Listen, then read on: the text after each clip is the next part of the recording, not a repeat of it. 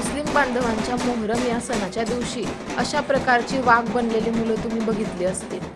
का बनतात ही मुलं असं वाघ? तर आपण थोडा इतिहास जाणून घेऊया. इस्लामिक कॅलेंडरनुसार मोहरम हा वर्षातील पहिला महिना मानला जातो. मोहरम याचा अर्थ निषिद्ध किंवा धिक्कार करणे असा होतो. मुस्लिमांचे अनुयायी हजरत मुहम्मद पैगंबर यांची मुलगी बीबी फातिमा यांची हसन आणि हुसेन ही 2 मुलं होती. पैगंबरांचे हे दोन्ही नातू करबला येथे शहीद झाले. इराकची राजधानी असलेल्या बगदादमधील करबला या गावात तारीख-ए-इस्लाम हे ऐतिहासिक युद्ध झाले होते आणि याच युद्धात मुहम्मद पैगंबरांचे दोघंही नातू शहीद झाले होते.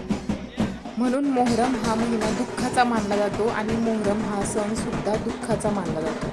ज्या कुटुंबियातील लोकांच्या मनातील इच्छा देवाकडे पूर्ण झालेल्या असतात ते कुटुंबीय त्यांच्या घरातील मुलांना वाघ बनवतात.